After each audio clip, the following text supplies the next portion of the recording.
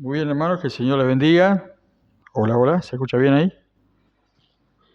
Bien, a partir del domingo pasado comenzamos a transmitir en vivo en YouTube, así que estamos volviendo a la virtualidad, a utilizar la virtualidad, aparte de la presencialidad. En ese sentido, la iglesia derriba sus paredes de una manera u otra para que el Evangelio, la palabra de Dios, sea conocida.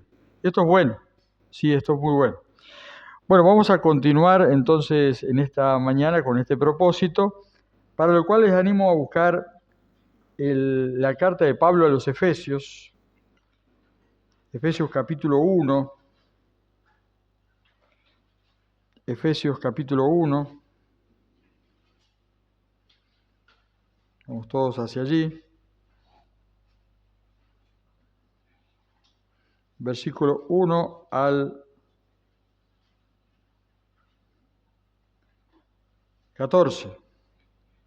Efesios capítulo 1, versículos 1 al 14. Y ahí encontramos en esta carta y en estos primeros versículos la expresión del plan eterno de Dios, el diseño del plan de Dios o la expresión del misterio del plan de Dios. Cuando hablamos de misterio, hablamos un poco de algo que evidentemente no es conocido, a no ser que se corra el velo para que así lo fuese. Vamos a observar, vamos a leer este pasaje todos juntos, ¿les parece? Yo tengo aquí la versión de Reina Valera. Si la tiene, bárbaro, mejor. Leemos. Pablo, apóstol de Jesucristo, por la voluntad de Dios, a los santos y fieles en Cristo Jesús que están en Éfeso. Gracia y paz a vosotros, de Dios, nuestro Padre, y del Señor Jesucristo.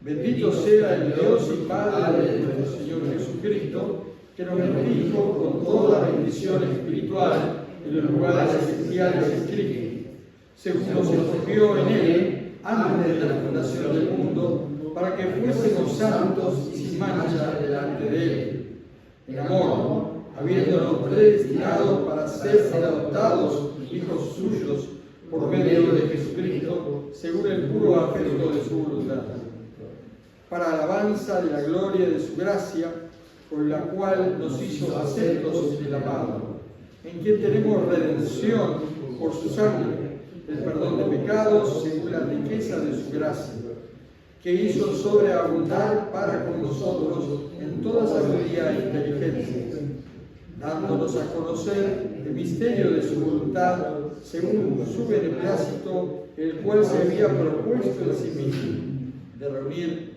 todas las cosas en Cristo, en la dispensación del cumplimiento de los tiempos, así las que están en los cielos como las que están en la tierra. En Él, asimismo, tuvimos herencia, habiendo sido predestinados conforme al propósito de que hace todas las cosas según el designio de su voluntad, a fin de que seamos para alabanza de su gloria, nosotros los que primeramente esperamos en Cristo. En Él también vosotros, habiendo oído la palabra de verdad, el evangelio de vuestra salvación, y habiendo creído en Él, fuisteis sellados por el Espíritu Santo de la promesa, que es las arras de nuestra herencia hasta la redención de la posesión adquirida para alabanza de su gloria. Amén. Bueno, aquí tenemos un pasaje que podemos dividir de esta manera. Hoy nos vamos a ocupar de solamente una porción de él, de esto que acabamos de leer. Los primeros dos versículos encontramos el saludo, ¿no? Lo normal en una presentación de una carta es el saludo a quien está dirigido, en este caso, a los creyentes en Éfeso. En la siguiente instancia encontramos los versículos 3 al 6, vamos a dividir 3 al 6, 7 al 8, 9 al 12 y 13 al 14. Aquí lo que vemos básicamente este plan que ha diseñado Dios y se presenta de una manera especial, porque no solamente presenta el plan, sino presenta a la Trinidad de Dios participando, ¿sí?, de este plan, ¿no? Nuestro Dios, que aparece como un Dios Padre, Dios Hijo y Dios Espíritu Santo, se presenta en este texto de manera diferenciada en cada uno de los roles en diferentes momentos de la historia humana y anterior a la historia humana y posterior a la historia humana. Dios es el protagonista, sin ningún lugar a dudas, de la historia del hombre, pero debe ser el protagonista de nuestra propia vida. En este caso es el diseñador, no de lo que va a hacer cada hombre, pero sí de lo que va a suceder en la historia y más allá de la historia de la humanidad. A veces pensamos que el devenir histórico es un proceso, algunos piensan en el corse y el ricorse, ¿no? como un péndulo que va de un lado al otro en lo político, lo social, en el modo de pensar de la humanidad, sin solución de continuidad. Otros piensan en el proceso de la humanidad como una serie de eventos relacionados, uno consecuencia del otro, y hay muchas maneras de pensar en la historia de la humanidad. Pero la propia palabra de Dios, aquí, para nosotros, y no es un libro de historia, cuenta cuál es el plan. Hay un plan. Y por más que el hombre se prepare, el ser humano hoy se prepara de muchas maneras y podemos escuchar de argumentos y de planificación de parte de ricos y poderosos de cómo escapar si hay un problema mundial más allá de una pandemia, si hay un meteorito. Las agencias espaciales de diferentes partes del mundo se preparan y buscan. Esto no es por gusto que se preparen y se gasten millones de dólares anualmente con otras necesidades que hay en la exploración buscando un escape posible. Estaban de lo que aquellos que entienden de que podían congelar su cuerpo para el futuro volver a la vida, con aquellos que buscan algunas soluciones diferentes, como, bueno, y si encontramos un lugar donde escapar de este hecatombe que se viene. Algunos tratan de frenar, por otro lado, lo que aparentemente podría llegar a suceder, que es el colapso, no tan solamente en las sociedades, como vemos, que se están destruyendo. Algunas se están destruyendo sin querer y otras parece que lo hacemos a propósito, y hay intereses para que eso así suceda. Pero la Biblia habla de un plan, y ese plan es hecho nada más y nada menos que por el Dios creador. Este plan, como hemos dicho en otras ocasiones, no es un plan de contingencia. En los versículos 3 al 6 muestra la obra del Padre. En los versículos 7 y 8 muestra la obra del Hijo. En los versículos 13 al 14 muestra la obra del Espíritu Santo. Pero en los versículos 9 al 12 habla acerca de el misterio, de este misterio del que son protagonistas las tres personas de la Trinidad, de este misterio que es desconocido e ignorado o no entendido en su plenitud por parte del mundo, pero sí debe ser conocido y entendido por parte de los hijos de Dios. Algunos entienden de que muchas de las medidas que inclusive el hombre moderno toma son en consecuencia de observar la realidad, pero por otro lado, de reojo mirar la Biblia por las dudas si tiene razón. Pero el salmista habla acerca de lo necio que es huir de la presencia de Dios. Y aunque muchos dicen no creer que hay un Dios creador de todas las cosas, por las dudas voy a buscar la manera, dicen muchos, aunque no lo expresan verbalmente, aunque sus hechos y sus gastos lo demuestran, de protegerme por si las dudas. Entonces, busco la manera de que si llegado el momento hubiese un castigo, tal vez yo me encuentre lejos de la mano de ese Dios. La Biblia expresa claramente en el pensamiento del salmista que no podemos escapar del Dios creador. No hay manera. No podemos escapar de su voluntad, no podemos escapar de su propósito, no podemos escapar del juicio de parte de Dios. Para los creyentes, Jesucristo, el centro de la Biblia, la palabra de Dios, es nuestro Señor, es nuestro amigo, es nuestro Salvador.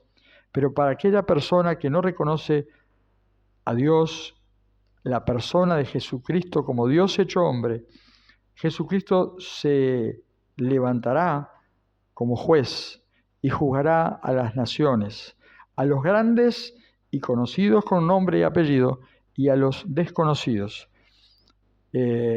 Romanos habla acerca de que el hombre, delante de Dios, tal vez no delante de las cortes humanas, pero delante de Dios es inexcusable.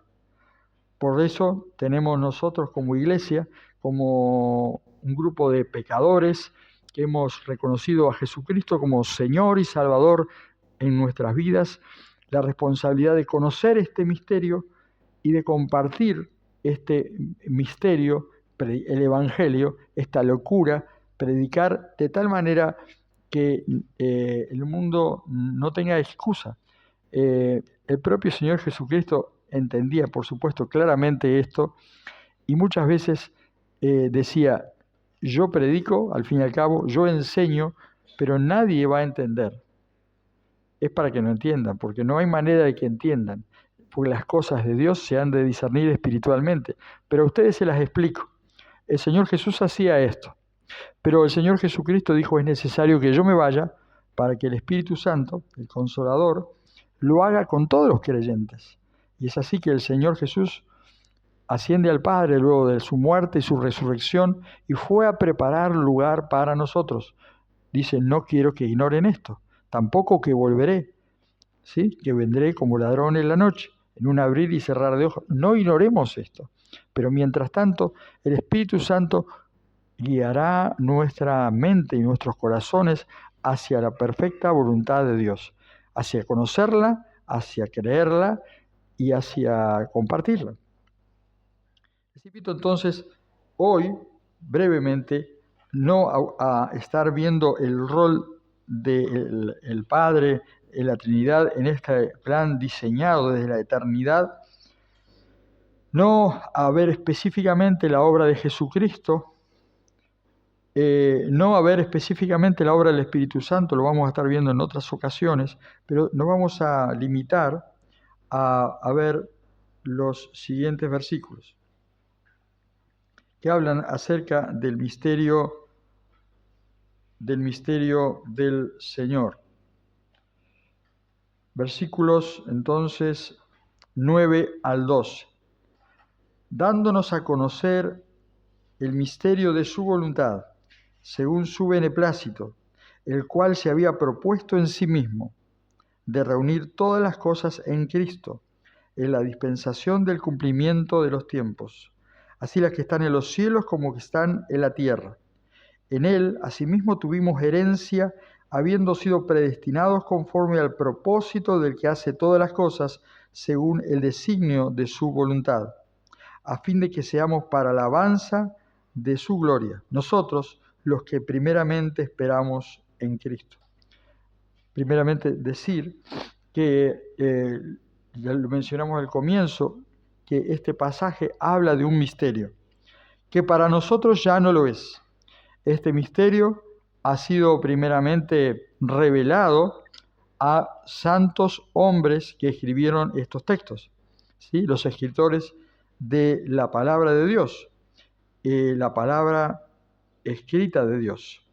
La persona de Jesucristo, la persona personifica la palabra de Dios, pero de manera explícita, gracias a su deseo, al designio de su voluntad, nosotros tenemos un texto escrito en un lenguaje que nosotros podemos entender, y esto es importante, el deseo de Dios, parte del misterio de Dios, llega a nosotros revelado, Dios se ha mostrado al ser humano, ¿sí? Dios ha hablado al hombre, lo ha hecho a través de instrumentos escogidos y lo ha hecho con el propósito no de que el hombre ignore, sino de que el hombre conozca.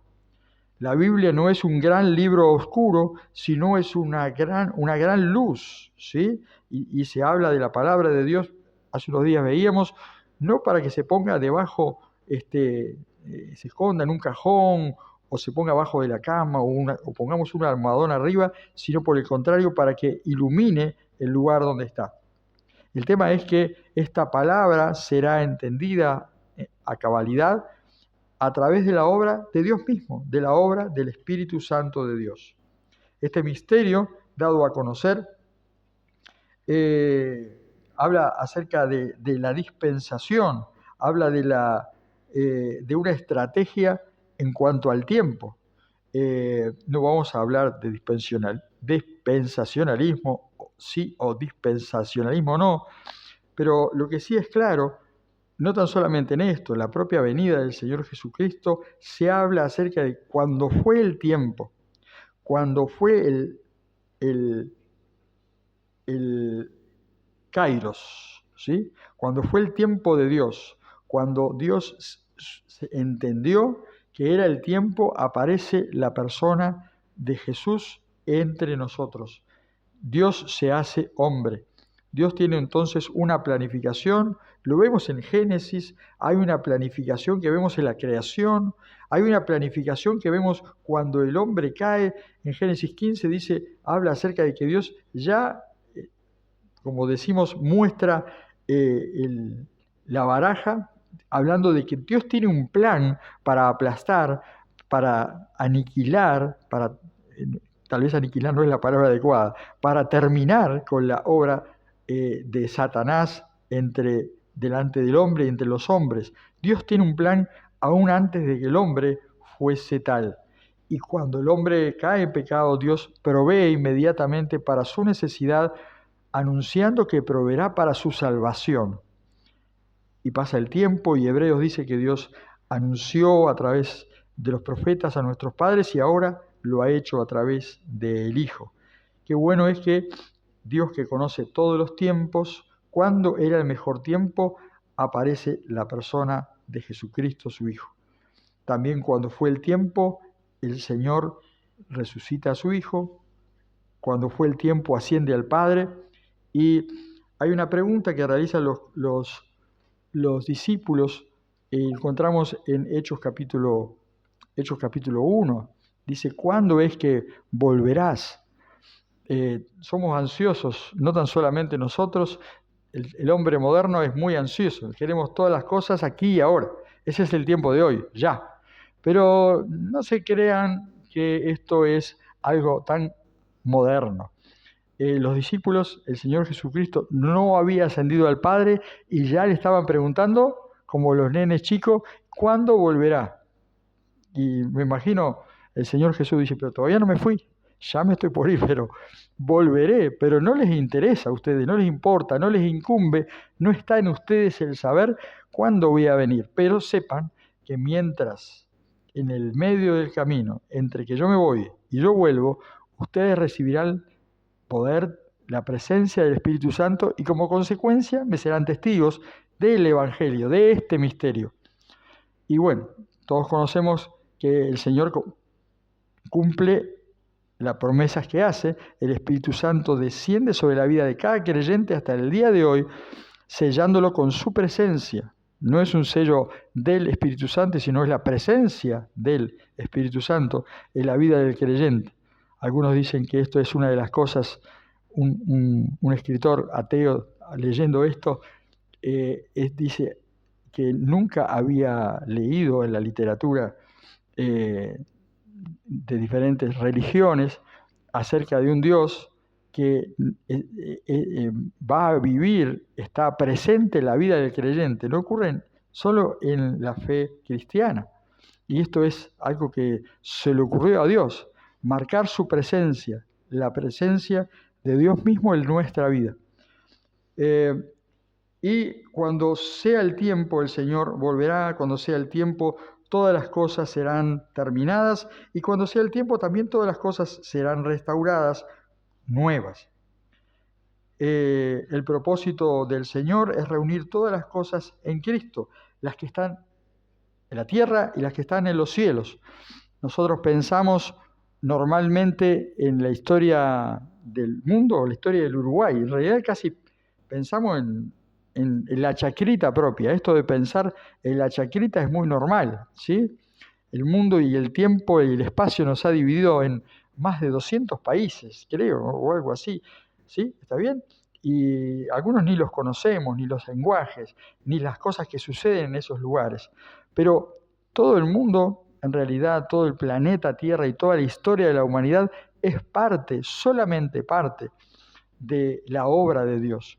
Y el Señor llegará un momento que reunirá todas las cosas en Cristo, arreglará todas las cuentas, no tan solamente las cuentas con el ser humano, ¿sí? Aquellos que entregaron su vida a Cristo les dirá, bueno, adelante, tienes la presencia de mi Espíritu en tu vida, bueno, te reconozco, ven, buen siervo y fiel, sobre poco has sido fiel, sobre mucho te pondré, entra en el gozo de tu Señor, y a vos no te conozco, pero en tu nombre echamos fuera demonios, no te conozco, pero íbamos a la iglesia, no te conozco.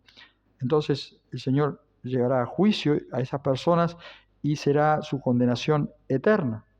Pero habrá juicios para todos, incluso aquí en la tierra ya hay juicios, el movimiento de Dios a las naciones, a los pueblos, ya ha habido a través de los años y la historia cuenta de ellos.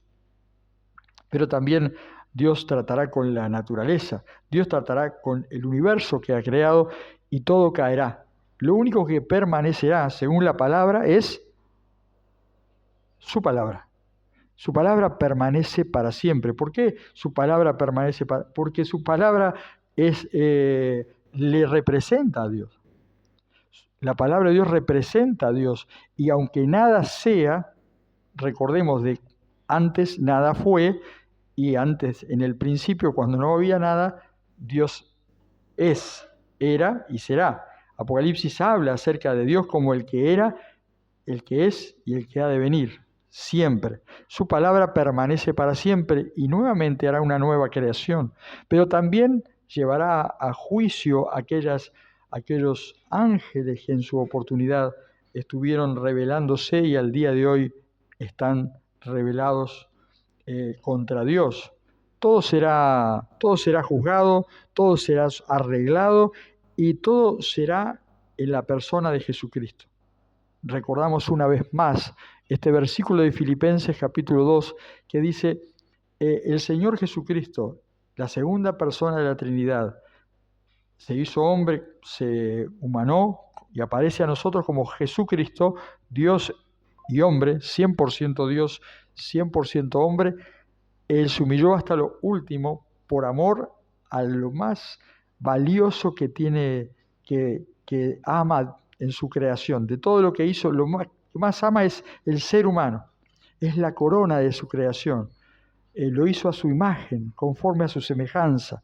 El hombre y la mujer somos hechos a imagen de Dios y Dios quiere rescatar al hombre. De todo, al hombre, a la mujer, al ser humano. Y por eso se humilló tanto para darnos vida y dice que el Padre le exaltó y le dio un nombre sobre todo nombre, para que en el nombre de Jesucristo se doble toda rodilla. Todo lo que está en los cielos y en la tierra, lo que vemos y lo que no vemos, será juzgado en la persona de Jesucristo. Él es la piedra de toque, ¿sí? El que no apoya su vida sobre Jesucristo, esa roca caerá y le desmenuzará. Ese es Jesucristo. Por esto es tan importante que el mensaje de la Biblia, el mensaje de una iglesia, sea centrado en la persona de Jesucristo y no en ninguna historia, inclusive de la Biblia, como centro, sino cualquier mensaje debe tener como centro la persona de Jesucristo y lo que ha hecho en la vida de los hombres, ¿sí? ¿Cómo hemos reaccionado? Podemos hablar acerca de 3 aspectos del plan en los cuales Dios está trabajando, ha trabajado y trabajará. su propósito, su voluntad y su obra propiamente dicha.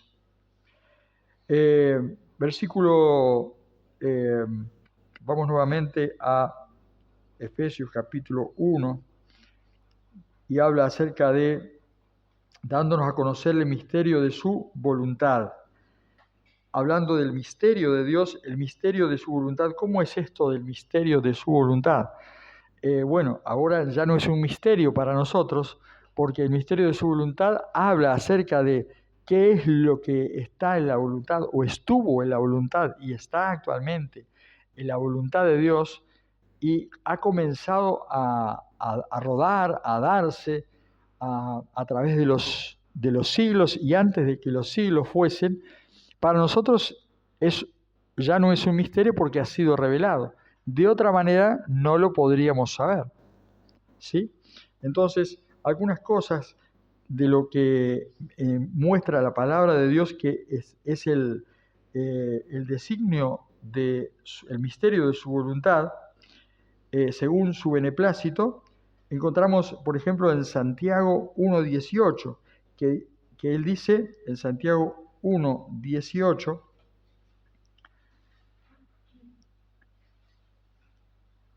dice, Él de su voluntad nos hizo nacer por la palabra de la verdad, para que seamos primicias de sus criaturas. Vamos a compararlo con nosotros los seres humanos, ¿no? ¿Cuál es tu voluntad, tu deseo, vamos a decir, para esta semana? ¿Cuáles tus planes para esta semana? Si ninguno de nosotros exterioriza sus planes, sus deseos, ¿sí? A veces hablamos con una persona y dice, pero esta persona es muy cerrada, esta persona no cuenta nada, ¿sí? Es todo para adentro, decimos, ¿verdad? Bueno, Dios y su mente son insondables. O sea, como atributo, nadie puede pensar en su locura, podría hacerlo, que podemos entender la mente de Dios, ¿sí? No hay posibilidad. Es como que, otra vez, a mí me gusta dar este ejemplo, aunque la distancia es mayor, pensemos en una creación. Acá tenemos un piano, pensemos que aquí tenemos un artista y pensemos que escribe una obra musical, una canción, sí, muy linda, pone sus notas, los acordes, las letras, el ritmo, los tiempos, la escribe y la toca. Y un día se reúnen las notas y hacen un paro. Y dicen, ¿saben qué? Tenemos que hablar. No me gusta cómo estamos sonando, yo creo que deberíamos sonar diferente, y lo que estamos diciendo no estoy totalmente de acuerdo. ¿Qué opinan si cambiamos y hacen una revolución las notas para rebelarse frente al creador que la escribió? Una locura total. Esto es lo que sucedió con el hombre. Ahora, no hay manera de que nosotros podamos conocer cuál es la voluntad de Dios, pero entre las cosas que no se nos hubiera ocurrido a ninguno de nosotros, porque nosotros mismos no lo practicaríamos o no lo practicamos, es darle vida a aquel que nos ha dado la espalda. ¿Cuántos de nosotros hemos sido rechazados, engañados y nos han hecho cosas malas? Usted y yo le daríamos la oportunidad de, aunque lo decimos políticamente correcto, de darle una segunda oportunidad. Lo decimos, sí, hay que darle la segunda oportunidad a las personas, pero cuando esas personas, por ejemplo, salen de la cárcel, es difícil que vos le des tu amistad o le invites a trabajar en tu casa, a pintar. Saliste de la cárcel, te invito a trabajar. Es difícil que hagamos eso. Está bueno que tengan que puedan rehacer sus hogares, porque la mayoría de la gente que sale de una prisión, por ejemplo, tiene el 99%, los hogares están divididos, rotas sus relaciones. Que no, sería bueno que consigan un trabajo. Todos queremos eso, pero nadie se le quiere dar trabajo. Todos nos gustaría que arme su familia nuevamente, pero yo no quiero que se case con mi hija. Y así, todo es algo, un pensamiento verdadero del ser humano. Pero el pensamiento de Dios, la voluntad de Dios es hacernos renacer para hacernos nuevamente ahora parte de su familia, no tan solamente sus criaturas.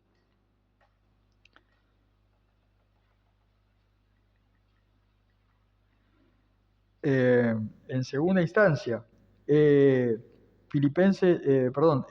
Efesios capítulo 1, 5, habla acerca de esto, justamente, dice, en amor, habiéndonos predestinado esta su voluntad para ser adoptados hijos suyos por medio de Jesucristo según el puro afecto de su voluntad. La voluntad de Dios tiene como respaldo su amor, ¿no? Dios tiene un deseo para con el hombre, ¿no? El hombre cambie, se arrepienta, sabe que no lo puede hacer por sí mismo, y lo que ha movido su voluntad favorablemente hacia el hombre, enviando a Jesucristo para que rescate al ser humano, es su amor, porque Dios ama al hombre. De tal manera lo amó que envió a su Hijo Jesucristo para que todo aquel que en él cree no se pierda, sino tenga vida eterna. Y esta vida eterna la voluntad de Dios, este misterio muestra que la voluntad de Dios no es que el hombre arrepentido y nacido de nuevo se convierta en un siervo útil en el reino, en un ciudadano que sea parte de los lacayos de la eternidad. La Biblia habla, el misterio revelado de parte de Dios hacia nosotros, los seres humanos, habla que el plan de Dios es que seamos adoptados como hijos suyos. Ese es el plan de Dios. La voluntad de Dios, detrás de su voluntad, su amor, está que el hombre se convierta de enemigo, de hijo de ira a hijo de Dios, y un hijo adoptivo, un hijo por elección. En Filipenses capítulo 2 habla acerca de que su voluntad es que que nuestra vida sea transformada, pero dice que Él produce en nosotros el hacer como el querer por su buena voluntad. Dentro de la voluntad de Dios, este plan eterno, es que nosotros no tan solamente nuestro nombre esté escrito en el libro de la vida, que ahora seamos coherederos juntamente con Cristo, sino que nuestra vida hoy sea transformada y podamos vivir una vida que agrade a Dios. Y esto no es posible solo por nuestro impulso o nuestra buena voluntad, porque no hay bueno ni aun uno, no hay justo ni aun uno, y en realidad todavía estamos sujetos a esta humanidad que hace que busquemos lo que no agrada a Dios. Por lo tanto, si hay algo bueno que se produce en la vida del cristiano, de aquella persona que reconoce a Jesucristo como su Salvador y su Señor, aquel que le ha traído de la muerte a la vida, es que todo lo bueno, todo lo que agrada a Dios, que es producido en nuestra vida, es consecuencia del obrar de ese Dios. Es la voluntad de Dios obrar de tal manera que se produzcan cosas buenas en nuestra vida. Nosotros podemos amar de la manera que amó Cristo. De hecho, somos llamados a servir como sirvió Cristo. Haya en ustedes este mismo sentir. Y aquí habla del servicio. Habla acerca del amor.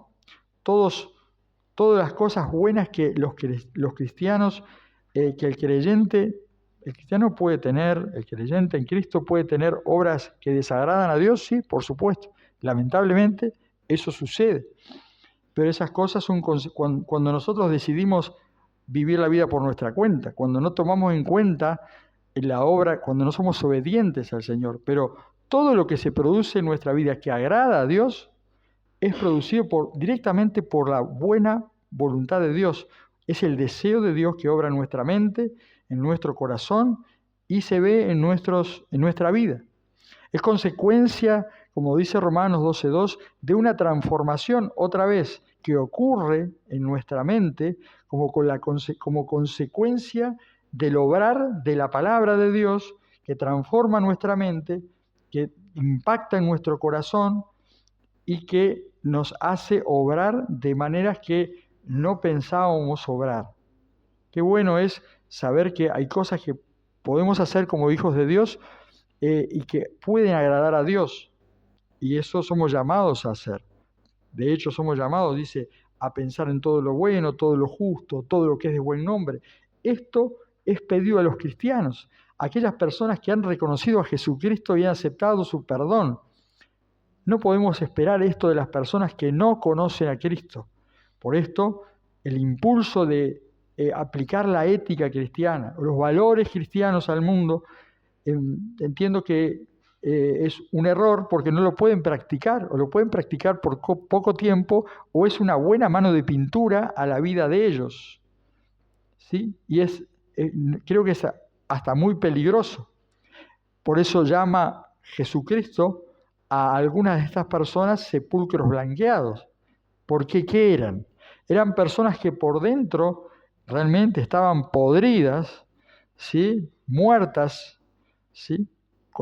Vivían de acuerdo a sus intereses, pero no solo ellos, todos las personas que no son nacidas de nuevo viven de acuerdo a sus intereses, pero si nosotros las blanqueamos con la ética cristiana, pueden parecer muy buena gente, y seguramente son buena gente, pero no pueden agradar a Dios. Por su voluntad también el Señor nos envía. En Colosenses 1:1 es uno de los tantos pasajes donde Pablo se presenta como apóstol, como enviado. Este es un ejemplo, pero hay muchos ejemplos donde habla acerca de que los enviados, ¿sí?, son como Pablo, como consecuencia de la voluntad de Dios. No soy enviado porque se me ocurrió a mí. No soy pastor, no soy misionero, no soy maestro, no soy predicador, no comparto mi fe porque se me ocurrió a mí hoy de mañana sentirme con ganas de compartir mi fe. La voluntad de Dios obrando a través de nosotros hace que los creyentes compartamos nuestra fe. Hoy veíamos en la escuela dominical que cuáles son algunas de las marcas o algunas de las preguntas que debiésemos hacernos. Una de ellas es, ¿comparto mi fe? Entonces, por la voluntad de Dios somos nacidos de nuevo, una transformación de adentro hacia afuera. El Señor pone nuestro nombre en el libro de la vida y no tan solamente somos como aquella parábola, hazme como uno de tus trabajadores, sino el Señor dice que nos viste, nos calza, nos peina y nos da un lugar especial, una categoría especial dentro de su reino, nada más y nada menos que su Hijo. Somos sus hijos, somos su pueblo, cantamos estas canciones. Pero juntamente con esto tenemos que pensar que Dios transforma y obra a través de nosotros. Y la voluntad de Dios es que estas obras que agradan a Dios son parte de este deseo de Dios, de este plan perfecto de Dios. ¿Cómo es posible que un hombre malo haga obras buenas? Imposible. Pero el plan de Dios lo hizo posible. ¿Cómo es posible que aquel que estaba muerto ahora esté vivo?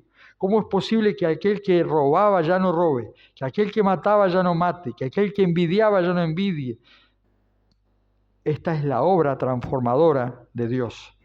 No es educación, ni siquiera educación cristiana. Es transformación a través de la obra de Jesucristo. Y por último, tenemos que pensar que la voluntad de Dios también es que este hombre que estaba depravado, que estaba muerto en sus delitos y pecados, que desobedecía a Dios, que no buscaba a Dios, que no buscaba hacer nada bueno, que fue alcanzado por su gracia, ahora que es un hombre nuevo, que es una mujer nueva, y está dentro del plan de Dios, dentro de su voluntad, detrás del cual está su amor, pueda seguir anunciando.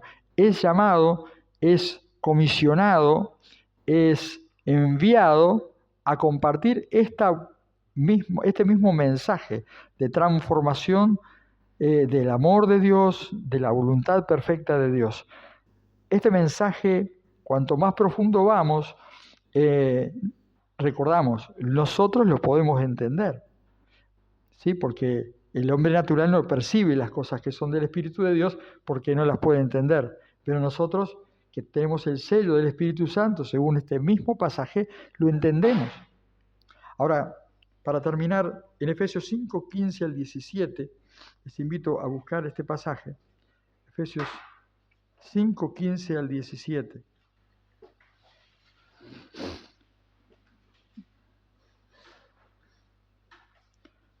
Efesios 5, 15 al 17. Dice, luego de entender,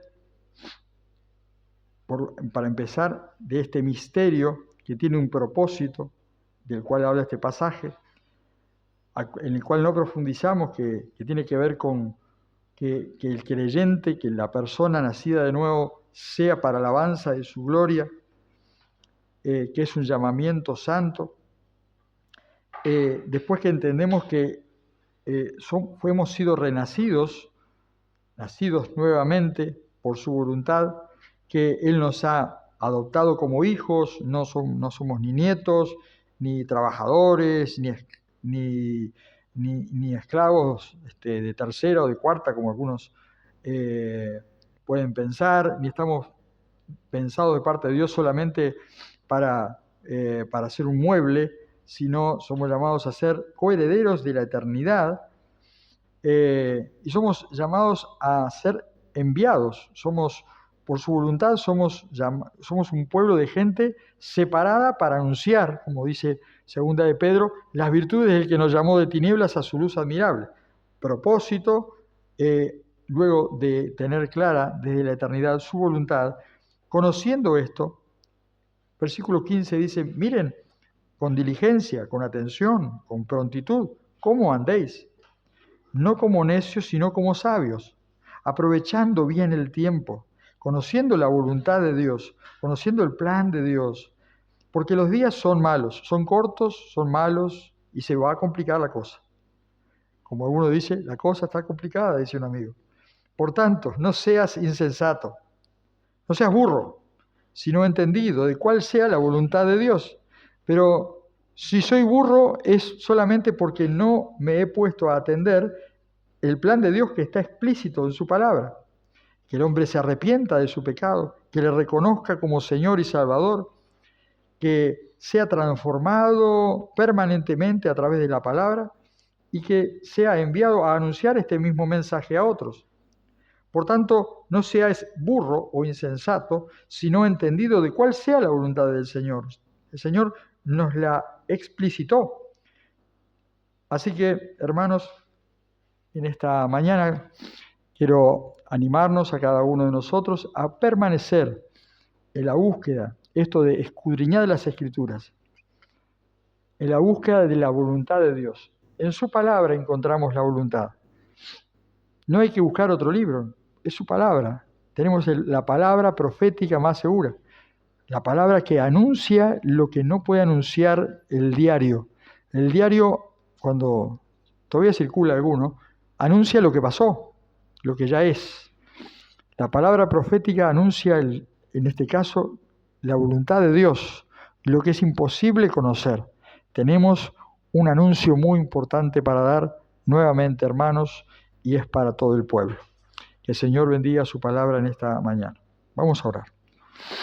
Padre Celestial, te damos gracias porque hoy nos sentimos muy afortunados, Señor, porque tú nos has llamado, porque hemos escuchado tu voz, porque has hecho todo lo necesario a través de la historia de la humanidad y aún antes, para que un día el Evangelio llegara a nosotros. Estas buenas noticias de que hay salvación para mi vida, para ahora y para la eternidad, que hay un propósito para mi vida, para hoy y para la eternidad, que hoy yo puedo ser tu hijo, que hoy yo te puedo agradar, que hoy yo te puedo servir, que yo hoy puedo vivir la paz que sobrepasa todo entendimiento, que hoy yo puedo vivir la vida abundante que el mundo no ofrece.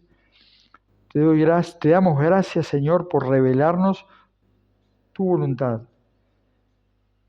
agradable y perfecta. Te queremos pedir, Señor, que tu Espíritu Santo, que ha sellado nuestras vidas, continúe convenciéndonos de esta verdad y, como dice tu palabra, siga obrando tanto en el querer como el hacer en nuestra vida por tu buena voluntad. Queremos ser ejecutores de tu voluntad eterna. En nombre de Jesús. Amén.